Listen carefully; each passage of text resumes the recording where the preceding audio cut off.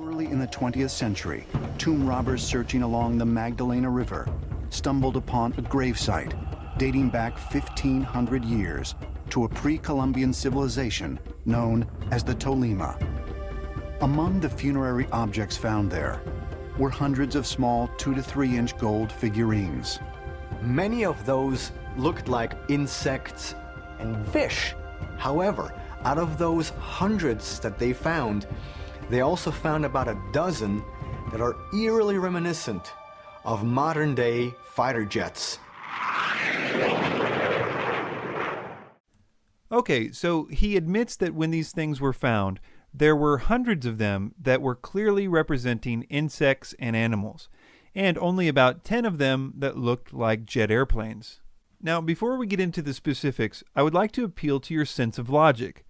Almost all of these little figurines are depicting fish, birds, insects, lizards, and frogs. And we can see when we look at the figurines where we know what they're trying to depict, like these frogs for instance, we can see a huge amount of variation and clearly stylistic elements that are not found in nature. So we know that they weren't trying to be ultra-realistic here, which you can further see by looking at their depictions of this man, or this cat, or this alligator. The Tolima were artists, and like most artists, they had a certain style that they brought to the subjects that they were depicting. Now, considering that all the other objects they found are animals, and considering the objects in question, like all the others, have eyes and teeth and so on, isn't it more logical to assume that these objects are probably like all the others? That is, that they are also depicting some kind of animal in a stylized way? Ah, but wait. Ancient Aliens has a false dilemma for us. And they have nothing in common with anything similar in nature. There is not a single insect in the world which has got its wings at the bottom. Now, when you exclude the possibility that it's an insect, one of the things which remain is the fact that this is actually, yes, what it looks like, a plane. Okay, let's see if we have this logic straight. Since no insect has these characteristics, it leaves us with only one other choice, which is an airplane. But I thought there were fish, birds, lizards, bats, and cats found too in the other 100 figurines. It would seem to me that he's kind of skipping a few options here on his way to the airplane conclusion. Let's take the most famous one, for example. This is the one that we will see later that they made a model airplane out of.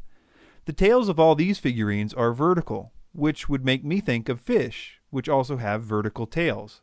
One fish that the Tolima would have been familiar with is the suckermouth catfish.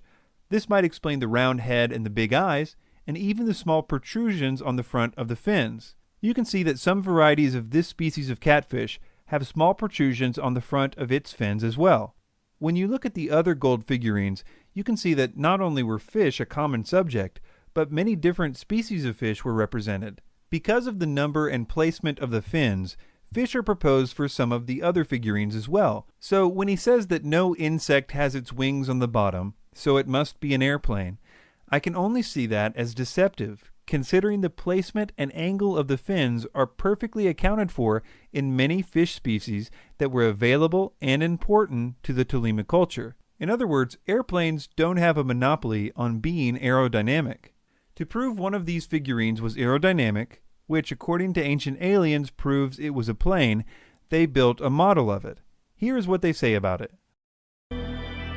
It was rather simple because we don't need to put much parts to this shape because this shape is perfect. Everything was already done by the native people 2,000 years ago. They did not add an inch or remove an inch. They just essentially blew the little thing into a larger size. I mean, this is sensational. No, they didn't add an inch or remove an inch, unless you count things like totally removing the big curls on the front of the wings, which would have rendered the model totally useless for flying. They also added curvature to the wings. They added flaps, a landing gear, and one more little thing, a propeller and an engine. Finally, I want to appeal to your sense of logic on the following point. Consider that all we know about this culture reveals them to be simple farmers, fishermen, and artisans, people that lived off the land, And considering that there is nothing in the extensive amount of archaeological material from this culture that would suggest knowledge about planes landing and taking off all the time, is it logical to assume that aliens landing and taking off in their backyards made so little impression on them that they only devote 10 of the hundreds of figurines to it, and only in one tomb? Or is it more logical to assume that just like the other hundreds of figurines with eyes and teeth and fins, that they are highly stylized animals, like fish, that they knew about and relied upon in their daily lives? I think even a die-hard ancient astronaut theorist would have to admit that logic is not on their side on this one.